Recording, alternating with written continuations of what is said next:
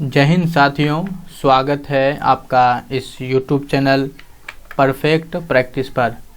तो इस वीडियो में हम जो है ग्रुप डी का साइंस का जो है प्रीवियस ईयर पेपर का लेके आए हैं। साइंस का क्वेश्चन ये ऑनलाइन एग्ज़ाम हुआ था 12/10/2018 को और इसका जो है ये शिफ्ट नंबर 2 है। ये हमारा साइंस का वीडियो नंबर 27 है। बाकी आप नहीं देखे हैं तो आप परफेक्ट प्रैक्टिस के चैनल पे जाइए, वहाँ से आप सारा देख लीजिए। यहाँ से जो है हमने इस बुक से चुन के क्वेश्चन निकाले हैं। चुना हुआ साइंस का क्वेश्चन होगा जो आपके लिए बहुत ज़्यादा इम्पोर्टेंट होगा। तो वीडियो आप पूरा देखें, बहुत ही शानदार ये हमारा क्लास होने वाला है। यदि चैनल पे आप नए आए हैं तो आप सब्सक्राइब करके जो है बेल आइकन ज़रूर ऑन कर लें ताकि और भी शानदार बाकी क्लास आपको मिलता रहे। तो चलिए हम जो है शुरुआत करते हैं और आपके सामने ये क्वेश्चन आ चुका है। निम्न में कौन अधिक कार्य कर सकता है?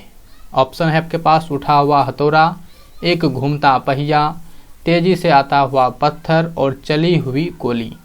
देखिए दोस्तों, अधिक कार्य का यहाँ पे यदि बात करें तो जिसमें अधिक ऊर्जा होगा वही अधिक कार्य करेगा। तो अब इस ऑप्शन के हिसाब से देखिए किसमें अधिक ऊर्जा होगा, तो चलती हुई गोली में क्या है आपके पास अधिक ऊर्जा होगा। यानी ऑप्शन यहाँ पे आपका डी सही आंसर बनेगा। थोड़ी सी जो है बात हम कार्य के बारे में आप जान लीजिए, क्योंकि एग्जाम में कार्य से भी क्वेश्चन बनते हैं। कार्य बराबर सूत्र होता है बल गुना विस्थापन। बल जो है एक सदिश राशि है और विस्थापन भी एक सदिश राशि है, लेकिन कार्य जो होता है ये एक अदिश राशि है।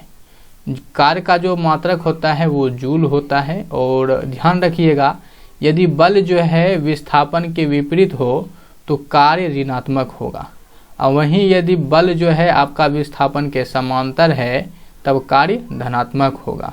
और यदि बल और विस्थापन परस्पर यानी कि आपस में एक दूसरे के लंबवत हो तो ऐसे स्थिति में जो कार्य होगा वो शून्य होगा। ठीक है, तो ये बातें आप ध्यान रखेंगे।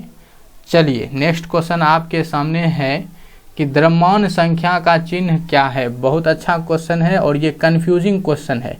ठीक है, द्रव्यमान संख्या का चिन्ह क्या होगा जल्दी से आप बता सकते हैं। आप अपने मन में आंसर सोच लें, उसके बाद हमसे मिलान करें। देखिए, कई लोगों के मन में एम आएगा तो एम गलत है। एम मतलब मास, इसीलिए एम आएगा क्योंकि द्रव्यमान पूछा गया है तो मास आ जाएगा, दिमाग में एम मार देगा, लेकिन वो गलत है। देखिए यहाँ पे द्रव्यमान संख्या पूछा है तो इसका सही आंसर बनेगा कि द्रव्यमान संख्या को जो है ए से दर्शाते हैं। अब जरा इस चीज़ से रिलेटेड आप जो है बस ये 2-4 चीज़ें याद रखिए, आपका काम बन जाएगा। द्रव्यमान संख्या को परमाणु द्रव्यमान को जो है हम ए से दर्शाते हैं और परमाणु संख्या को जो है यहाँ जेड से दर्शाया जाता है। न्यूट्रॉन को छोटी एन से, प्रोटॉन को छोटी पी से, इलेक्ट्रॉन को छोटी ई से। अब यहाँ पे ध्यान रखिएगा कि जो इलेक्ट्रॉन का खोज है ये आपका जे थॉमसन के द्वारा जो है इसका खोज किया गया था। वहीं प्रोटॉन को जो खोज है इसका खोज ये गोल्डस्टीन के द्वारा किया गया। और जो न्यूट्रॉन है इसकी खोज जो है आपका जेम्स चैडविक के द्वारा किया गया। और जो आपका परमाणु संख्या है, इस परमाणु संख्या का खोज जो है ये मोसले के द्वारा किया गया था। एक बात दोस्तों ध्यान रखिएगा, ये जो प्रोटॉन की संख्या है दरअसल यही आपका परमाणु संख्या भी होता है, तो इस बात को आप ध्यान रखेंगे। लेकिन इसकी खोज जब पूछे तो अलग अलग होता है, ये आप ध्यान रखेंगे। चलिए आगे चलते हैं। वीडियो आप पूरा देखिए, आपको अच्छा समझ में आ जाएगा और जो है लाइक करते चलिएगा। डैश वह भौतिक राशि है जो कभी भी ऋणात्मक नहीं हो सकती है। तो कभी भी ऋणात्मक क्या नहीं हो सकती है, तो दूरी जो होता है ये कभी भी ऋणात्मक नहीं होता है। दूरी का जो ऐसा मात्रक होता है वो मीटर होता है और ये जो है दूरी आपका एक अदिश राशि है। वहीं जो आपका बल, त्वरण और वेग ये तीनों ही जो हैं आपके सदिश राशि हैं। ठीक है, सही कैसे राशि हैं? सदिश राशि है। अब ध्यान रखिएगा, बल का जो मात्रक होता है वो न्यूटन होता है और त्वरण का जो मात्रक होता है वो मीटर पर सेकेंड स्क्वायर होता है, जबकि आपका वेग का जो होता है वो केवल मीटर पर सेकेंड होता है। चलिए आगे बढ़ते हैं। देखिए बहुत ही शानदार क्वेश्चन आपके सामने है, इसका आंसर आप दीजिए। क्या आप इसका आंसर दे सकते हैं? क्या आप इसका आंसर दे सकते हैं? निम्नलिखित में कौन सा पौधों की बाह्य त्वचा का कार्य नहीं है? तो अपना आंसर आप सोच लीजिए, उसके बाद देखिए बाह्य त्वचा का कार्य पूछा गया है तो वाष्पोत्सर्जन का नियंत्रण ये बाह्य त्वचा का ही कार्य है। पौधे को संरक्षित रखना भी बाह्य त्वचा का कार्य है। रोमों की सहायता से वायु के स्थिर रोधन परत तैयार करना भी आपका बाह्य त्वचा का ही कार्य है। प्रकाश संश्लेषण करना, तो ये जो है बाह्य त्वचा का काम नहीं है। प्रकाश संश्लेषण जो होता है ये पौधे की पत्तियों में होती है, ध्यान रखिएगा। और प्रकाश संश्लेषण से जुड़ी कई चीज़ें अब ध्यान रखना है। तो इसका हमारा करेक्ट आंसर क्या बनेगा? ऑप्शन डी इसका करेक्ट बनेगा कि प्रकाश संश्लेषण की क्रिया बाह्य त्वचा का कार्य नहीं है। प्रकाश संश्लेषण से संबंधित कुछ बातें आपको याद रखना है। यदि आप जितना अभी बताएंगे प्रकाश संश्लेषण के बारे में, इतना आप ध्यान रख लेते हैं तो आपको कभी भी प्रकाश संश्लेषण के बारे में आगे पढ़ने का जरूरी नहीं पड़ेगा। और इससे कितनों टफ अधिक क्वेश्चन प्रकाश संश्लेषण से बनाया जाए तो इससे पार नहीं होगा। पहली बात, प्रकाश संश्लेषण के लिए क्या सब आवश्यक है? तो इसके लिए जो है आपको कार्बन डाइऑक्साइड और जल की आवश्यकता पड़ता है। अब यहाँ ध्यान रखिएगा, इसके लिए साथ ही साथ जो आपका सूर्य प्रकाश है तो सूर्य प्रकाश की भी जो है इसके लिए आवश्यकता पड़ता है। और जो क्लोरोफिल है, क्लोरोफिल की भी आवश्यकता पड़ता ही पड़ता है।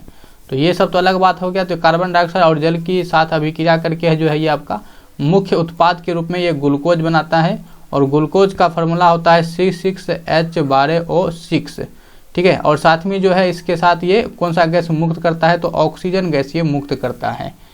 देखिए, ताप के बारे में ध्यान रखिएगा कि यदि जो है ताप बढ़ता है तो प्रकाश संश्लेषण जो होगा वो भी बढ़ेगा। लेकिन इसकी भी दोस्तों एक लिमिट है कि 35 डिग्री सेल्सियस तक ही जो है ये 35 डिग्री सेल्सियस पर प्रकाश संश्लेषण मैक्सिमम ताप होता है। और इससे अधिक यदि प्रकाश ताप बढ़ता है तो फिर प्रकाश संश्लेषण जो है उसमें गिरावट आने लगता है। और ये 40 डिग्री सेल्सियस तक जाते जाते ये प्रकाश संश्लेषण की क्रिया जो होती है वो बंद हो जाती है, ध्यान रखिएगा। रही बात कौन कौन से रंग पे निर्भर करता है, तो प्रकाश संश्लेषण जो है आपका ये लाल रंग में सबसे अधिक होता है। लाल के बाद नीला रंग होता है, उसके बाद जो है आपका ये बैंगनी रंग में होता है। तो लाल प्रकाश में सबसे अधिक तेजी से प्रकाश संश्लेषण होती है और सबसे कम जो होता है ये आपका बैंगनी रंग में होता है, ठीक है। चलिए आगे देखते हैं। निम्नलिखित में कौन सा कथन सत्य है? तो कथन कौन सत्य है इसके बारे में जो है आपको बताना है। तो क्या कहा गया है? अपचयन के बारे में बताना है। तो अपचयन अभिक्रिया के दौरान जो है परमाणु में इलेक्ट्रॉन उत्सर्जित होता है। तो हमारा पहला ही कथन जो है इसका करेक्ट बनेगा, ठीक है। देखिए, अपचयन होता है और एक उपचयन होता है, दोनों को क्या कहते हैं? रेडॉक्स अभिक्रिया कहा करते हैं। चलिए आगे समझिए। डैश विकास के सिद्धांत से संबंधित है। तो विकास के सिद्धांत किसके द्वारा दिया गया था? तो ये जो है आपका चार्ल्स डार्विन के द्वारा जो है ये विकासवाद का सिद्धांत दिया गया था। यही जो आपका जो ग्रेगर जॉन मेंडल है ये जो है आपका आनुवांशिकता से संबंधित है। और इन्होंने जो है अपना प्रयोग के लिए किस पौधे का प्रयोग किया था? तो ये मटर के पौधे का इन्होंने अपना प्रयोग मटर के पौधे पर किया था, ठीक है। बहुत ही अच्छा क्वेश्चन है। इस तरह के क्वेश्चन आपको जो है प्रीवियस ईयर ग्रुप डी में आप यदि देख रहे हैं तो आपको जरूर देखने को मिलता ही मिलता है। तो अभी इसका हम अच्छा से डिस्कशन करेंगे, उसको आप देखिए। क्वेश्चन क्या कहा गया है कि विभिन्न माध्यम में ध्वनि की चाल के बारे में कौन सा कथन सत्य या फिर असत्य है? तो यहाँ पे जो है दो कथन दिया हुआ है, इसको देखिए। क्या कहता है? जल में ध्वनि की जो चाल है वो 1531 मीटर पर सेकेंड होती है। और दूसरा कहता है ध्वनि की जो चाल है वो हमारा क्या है कि 46 किलोमीटर प्रति सेकेंड होता है। तो यहाँ पे क्या है कि ये हमारा पहला कथन इसमें सही है, लेकिन दूसरा कथन जो है गलत है, क्योंकि जो हवा में ध्वनि की चाल होता है वो 332 मीटर पर सेकेंड होता है। तो हमारा जो करेक्ट आंसर बनेगा तो केवल एक क्या है कथन, एक सत्य है। अब इससे जुड़े चीज़ें आप ध्यान रखिए। आप यहाँ पे हमारे परफेक्ट प्रैक्टिस चैनल पे आए हैं तो आपको एकदम परफेक्ट नॉलेज मिलेगा, इसको आप समझिए। देखिए 25 डिग्री सेल्सियस पे जो ध्वनि की गति होती है अलग अलग माध्यम में कैसा होता है उसको आप याद रखेंगे, इसको एकदम याद रखेंगे। जैसे आशुत जल में जो चाल होता है वो 1498 मीटर पर सेकेंड होता है, और वहीं समुद्री जल में यदि पूछ देगा तो 1531 मीटर पर सेकेंड होता है। यानी कि समुद्री जल में जो होता है वो चाल अधिक हो जाता है इसके खारेपन के कारण। आशुत जल का मतलब क्या हो गया, वो खारा होता है, मतलब खारा नहीं होता है, जबकि समुद्री जल जो होता है ये खारा पानी होता है, इसीलिए इसमें चाल अधिक होता है। हवा में ध्वनि की चाल 332 मीटर पर सेकेंड और ऑक्सीजन में 316। उसी तरह से स्टील में जो है ये 5960 मीटर पर सेकेंड है, तो इसमें 6040 मीटर पर सेकेंड। आप जो है एकदम जोरा से याद रखिए, इन दोनों को एक साथ, इन दोनों को एक साथ और इन दोनों को एक साथ करके आप याद रखेंगे। जब भी आप इसको याद रखेंगे तो आशुत जल तो आप समुद्री जल को आप रिवाइज करेंगे, और जब हवा बोलेंगे तो ऑक्सीजन भी साथ में लेके चलेंगे। ठीक है, तो ये बहुत ही ज़्यादा इंपॉर्टेंट था। तो वीडियो को जो है आप ज़रूर से ज़रूर क्या कीजिए, लाइक कीजिए। आप लोग सपोर्ट हमारा नहीं करते हैं, ठीक है, एक तो चैनल हमारा छोटा चैनल है, नया है, और ऊपर से आप लोग सपोर्ट नहीं करते हैं, तो किस तरह से इस चैनल को ग्रो करवा सकते हैं। तो चैनल को ग्रो करने में सपोर्ट कीजिए ताकि हमें भी अच्छा लगे और हम बढ़िया और भी मेहनत इस पर करें। चलिए आगे क्वेश्चन आपके सामने है कि जलीय अणुओं द्वारा आकर्षित होने वाले समूह को कहा जाता है। तो जलीय अणुओं द्वारा, बहुत क्वेश्चन अच्छा है, बहुत ही अच्छा क्वेश्चन है, इसका डिस्कशन भी हम बहुत अच्छा कर लेंगे। जलीय अणुओं द्वारा आकर्षित होने वाले समूह क्या कहते हैं, इसको जो है हाइड्रोफिलिक कहा जाता है। क्या हाइड्रोफिलिक कहते हैं। अब यहाँ पे थोड़ा सा इससे संबंधित कुछ शब्द को आप ध्यान रखिए। जैसे एक होता है हैलोफाइटा। हैलोफाइटा का मतलब क्या होता है, जो खारे पानी में पैदा होने वाला पौधा होता है उसको हैलोफाइटा कहते हैं। और जो उष्णकटिबंधीय मरुस्थलीय क्षेत्रों के जो वनस्पति होते हैं उसको ज़ेरोफाइटा कहा जाता है। और जो दलदली या फिर भूमध्य रेखीय उष्ण आर्द्रता वाला जो वनस्पति होता है उसको हाइग्रोफाइटा कहते हैं। तो हाइग्रोफाइटा ध्यान रखना है। और जल प्लावित क्षेत्र के जो वनस्पति होते हैं उसको हाइड्रोफाइटा कहते हैं। और वहीं जलीय अणुओं के द्वारा आकर्षित होने वाला समूह को हाइड्रोफिलिक कहा जाता है। और एक शब्द होता है आपका हाइड्रोफोबिक, जिसका मतलब होता है जल से भय। तो कैसा आपको लगा ये वीडियो के बारे में हमें कमेंट में ज़रूर करके बताइएगा। ठीक है, आप लोग यदि लगे इस तरह से कमेंट और लाइक कीजिएगा, शेयर कीजिएगा, तो हमें भी लगेगा कि नहीं चलो अच्छा है, मुझे कोई सपोर्ट कर रहा है। सपोर्ट कीजिएगा तभी तो हम भी कुछ करने के लिए अच्छा प्रेरित होंगे। निम्नलिखित में से किस व्यक्ति ने पोलियो का टीका विकसित किया। तो पोलियो का टीका जो है ये किसके द्वारा विकसित किया गया था, तो ये जो है आपका जोनास एडवर्ड साल्क के द्वारा किया गया था। जोनास साल्क हम लोग ऐसे है ना याद रखते हैं, तो जोनास साल्क के द्वारा किया गया था। अब जरा है इसको समझिए, इससे भी जुड़ी चीज़ों को समझिए जरा। तो साल्क के द्वारा जिस पोलियो टीके का आविष्कार किया गया था वो एक इंजेक्शन के रूप में था। ठीक है, जबकि अभी जो पोलियो पिलाया जाता है वो एक ड्रॉप के रूप में पिलाया जाता है। तो आपके लिए ये इम्पोर्टेंट हो जाएगा कि पोलियो ड्रॉप का आविष्कार किसने किया, तो आप कहेंगे एल्बर्ट सेबिन ने। चेचक के टीका बोला जाए तो एडवर्ड जेनर, और रेबीज का टीका लुई पास्चर इसका आंसर बनेगा। देखिए रेबीज जो होता है ये कुत्ते के काटने से होता है, लेकिन ध्यान रखिएगा कि सभी कुत्ता के काटने से ये नहीं होता है। जो पागल कुत्ता हो जाता है उसी के काटने से ये जनरली रेबीज होता है। और क्वेश्चन देखिए, एम द्रव्यमान की कोई वस्तु जो त्वरण ए से गतिशील है उस पर प्रयुक्त बल क्या होगा। तो प्रयुक्त बल क्या होगा, बल बराबर क्या होता है, ए बराबर एम ए। तो ऑप्शन हमारा क्या बनेगा, डी इसका करेक्ट बनेगा। देखिए एम जो होता है द्रव्यमान होता है, इसका मात्रक किलोग्राम होता है। वहीं पे जो है आपका जो त्वरण होता है इसका मात्रक मीटर पर सेकेंड स्क्वायर होता है। द्रव्यमान जो है एक अदिश राशि है, जबकि त्वरण जो होता है आपका ये एक सदिश राशि है। ठीक है ना, ये ध्यान रखना है आपको। आगे की तरफ क्वेश्चन देखते हैं, बहुत अच्छा क्वेश्चन और बहुत हल्का क्वेश्चन। लैंगिक प्रजनन में डैश के या का डैश शामिल होते हैं। तो लैंगिक प्रजनन के बारे में बताना है। देखिए लैंगिक प्रजनन में क्या होता है, दो जनक शामिल होता है। यहाँ पे एक जनक दे रखा है तो एक जनक को हटा दीजिए, तो अब बचा 50-50। दो जनक शामिल होते हैं तो दोनों का लिंग समान होगा, तो लिंग समान नहीं होगा। जब दो जनक है तो विपरीत लिंग के दो जनक शामिल होते हैं। तो लैंगिक प्रजनन में जो होता है ये दो विपरीत लिंग के जनक इसमें भाग लेते हैं। ध्यान रखिएगा कि मनुष्य में जो क्रोमोसोम की संख्या होता है वो कुल 46 होता है, लेकिन इस 46 को दो भागों में आपको याद रखना है। यदि आपसे पूछे कि मेल में कितना होता है तो आप बोलेंगे मेल में जो होता है ये 23 होता है, और फीमेल में पूछे तो 23 होता है। यदि मेल स्पेशल शब्द कह के पूछ रहा है तब आप 23 बोलेंगे, ध्यान रखना है आपके। XX क्रोमोसोम जो होता है ये आपको फीमेल को रिप्रेजेंट करता है, वहीं जो XY आपका क्रोमोसोम होता है ये मेल को रिप्रेजेंट करता है। चलिए क्वेश्चन आपके सामने है कि यांत्रिक ऊर्जा माइनस गतिज ऊर्जा क्या होता है। तो यांत्रिक माइनस गतिज ऊर्जा इज इक्वल टू स्थितिज ऊर्जा।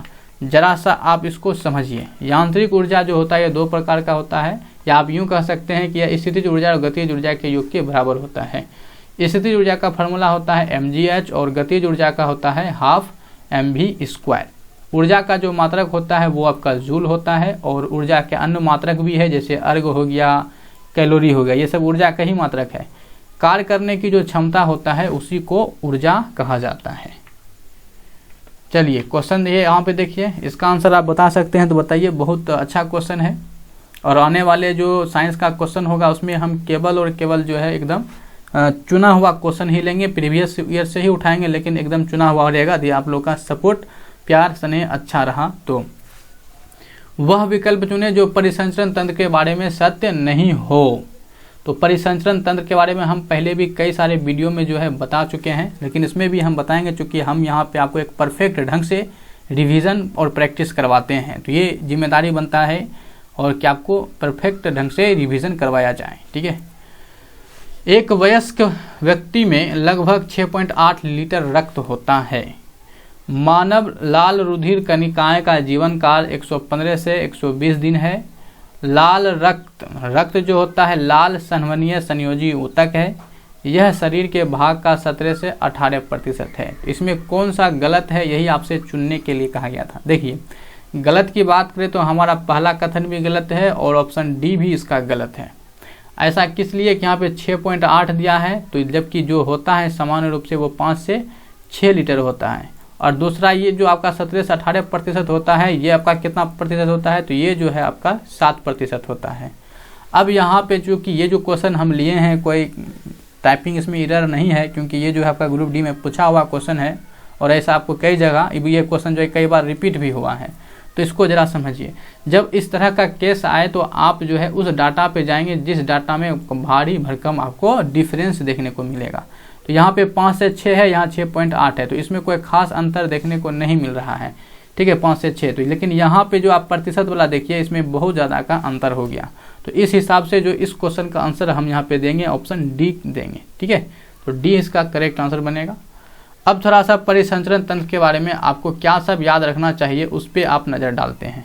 पहली बात तो परिसंचरण तंत्र की खोज जो है 1628 ईस्वी में विलियम हार्वे के द्वारा दिया गया था। और रक्त जो होता है यह एक तरल संयोजी ऊतक होता है, जो कि एक प्राकृतिक जो है कोलाइडल होता है, ये कोलाइड टाइप का। औसत मात्रा की बात करें तो ये 5 से 6 लीटर पाए जाते हैं एक वयस्क मानव में, जो कि शरीर के भार का लगभग ये 7% होता है। रक्त का रंग जो है हीमोग्लोबिन के कारण लाल होता है और इसका पीएच मान जो होता है 7.4 होता है। यानी आप कह सकते हैं ये जो होता है हल्का क्षारीय होता है। अब यहाँ पे और भी आप ध्यान रखें कि जो महिलाओं में पुरुष की अपेक्षा आधा लीटर कम रक्त होता है, और जो भ्रूण अवस्था में रक्त का निर्माण होता है वो मीसोडर्म में होता है। वहीं वयस्क जो मानव होता है उसमें रक्त का निर्माण अस्थि मज्जा में होता है। प्लीहा या फिर तिल्ली एस्पिरिन, इस सब को जो है ब्लड बैंक कहा जाता है। बहुत ज़्यादा इंपॉर्टेंट है। आप देख सकते हैं कितना आपके लिए मेहनत करते हैं, कितना आपको अच्छा जानकारी देते हैं। बिछुआ के पौधों की नोकदार पत्तियों में डैश होने के कारण उनके चुभने पर जलन युक्त दर होता है। बिछुआ के पौधा मतलब क्या हो गया, जिसको हम लोग आम भाषा में क्या कहते हैं, गांव भाषा देहाती भाषा में हम लोग इसको उरकुस्सी बोलते हैं। ठीक है, उरकुस्सी। हम लोग कई बार क्या करते थे कि जो बराती जब आता था उसको लगा देते थे, जिसके कारण कि झगड़ा झंझट लड़ाई पीट भी हो जाता था। ऐसा करना नहीं चाहिए था, लेकिन हो जाता है। चलिए, हंसी मजाक में ऐसा कर देते हैं, लेकिन इस तरह का चीज़ें हंसी मजाक में नहीं करनी चाहिए। ठीक है, तो ये बिछुआ के पौधे इसको कहते हैं। इसमें कौन सा रहता है, तो इसमें जो होता है आपका फॉर्मिक एसिड होता है। क्या, फॉर्मिक एसिड। और ये फॉर्मिक एसिड का ही जो IUPAC नाम होता है वो मिथेनोइक एसिड होता है। ये जो फॉर्मिक एसिड है ये चींटी में भी पाए जाते हैं और बिच्छू के डंक में भी पाए जाते हैं, इसीलिए इस पौधा को जो है बिच्छू पौधा कहा गया। चलिए आगे देखते हैं। क्वेश्चन आपके सामने है कि हथेली पर रखने पर कौन सा पिघल जाएगा। तो मात्र हथेली पर रखने से कौन पिघलेगा। देखिए, सोडियम को तो केरोसिन तेल में डुबा कर रखा जाता है, तो गैलियम और सीजियम को जो है हथेली पर रखने पर ये पिघल जाएगा। तो ऑप्शन बी जो है इसका हमारा करेक्ट आंसर बनेगा। ठीक है। हाइड्रोजन और हीलियम को डैश में रखा गया है। तो हाइड्रोजन और हीलियम को कहाँ रखा गया है, तो इसको जो है पहला आवर्त में रखा गया है। और पहला आवर्त में केवल यही 2 तत्व है, हाइड्रोजन और हीलियम। हाइड्रोजन को जो है H से लिखा जाता है और हीलियम को जो है He लिखा जाता है। हाइड्रोजन को जो है भविष्य का ईंधन कहते हैं, इसमें जो होता है आपका न्यूट्रॉन नहीं पाया जाता है। हीलियम जो है ये वर्ग 18 में रखा गया है, जो कि आपका एक अक्रिय गैस है। सबसे छोटा जो अक्रिय गैस होता है वो आपका हीलियम ही होता है। और आवर्त की जहाँ तक बात रही तो आवर्त की कुल संख्या जो है ये 7 होती है आवर्त सारणी में। चलिए, क्वेश्चन क्या है कि यदि एक तार में प्रवाहित होने वाले विद्युत धारा को 2 गुना कर दिया जाए तो उसके प्रतिरोध पर जो है क्या प्रभाव पड़ेगा। तो प्रतिरोध पर कैसा प्रभाव पड़ेगा ये बताएं। देखिए, धारा को दुगुना कर रहे हैं तो प्रतिरोध कितना हो जाएगा, 1/2 हो जाएगा। ठीक है, तो ऑप्शन क्या हो जाएगा हमारा, इसका सी जो है आधा हो जाएगा। ठीक है, ये हमारा करेक्ट आंसर बनेगा। विद्युत धारा का जो मात्रक होता है वो एम्पियर होता है, वहीं जो आपका प्रतिरोध होता है इसका मात्रक ओम होता है। अब यहाँ प्रतिरोध किन किन कारक पर निर्भर करता है, तो यह चालक तार की लंबाई के समानुपाती होता है, और अनुप्रस्थ काट का जो क्षेत्रफल होता है उसके व्युत्क्रमानुपाती होते हैं, और ताप जो होता है ये उसके भी समानुपाती होते हैं, और ये पदार्थ की प्रकृति पर भी निर्भर करता है। पदार्थ की प्रकृति पर निर्भर करने का मतलब क्या हो गया कि यहाँ पे जैसे चांदी है, कॉपर है और एल्युमिनियम है, तो सबसे कम प्रतिरोध जो होता है चांदी में होता है, इसीलिए चांदी का जो चालकता होता है वो सबसे अधिक माना जाता है। चलिए, क्वेश्चन है कि पौधों में डैश नामक ऊतक के कारण जो है ये लचीलापन होता है। तो पौधे में लचीलापन का कारण क्या है, जल्दी से बताइए। आप अपना आंसर जो है मन में सोच लिया कीजिए, उसके बाद हमारे आंसर से मिलाव कीजिए। देखिए, पौधे में जो लचीलापन का कारण होता है वो होता है आपका कोलेनकाइमा होता है। कौन सा होता है, कोलेनकाइमा। तो यहाँ पे थोड़ा सा आपको कोलेनकाइमा के बारे में जानकारी दे देते हैं। देखिए, कोलेनकाइमा को हिंदी में हम स्थूल कोन कहते हैं। ये जो है आपका एक सरल ऊतक है। इसकी जो कोशिकाएं होती है जीवित होती है, केंद्रक युक्त होती है और रसधानी होती है। ध्यान रखिएगा कि ये जो आपका कोलेनकाइमा होता है ये जड़ में नहीं पाया जाता है, और इसमें जो होता है आपका हरित लवक उपस्थित होता है। इसके किनारों पे जो होता है सेलुलोज होता है, और इसी सेलुलोज के कारण जो होता है इसमें स्थूलपन होता है, यानी लचीलापन होता है, या यूं कहिए कि इसमें फ्लेक्सिबिलिटी देखने को मिलता है। तो इस कोलेनकाइमा से जो क्वेश्चन ज़्यादातर पूछे जाते हैं, आप ध्यान रखिएगा, एक तो आप ये एक और ये दो पॉइंट जो है आप इसको जरूर याद रखिएगा।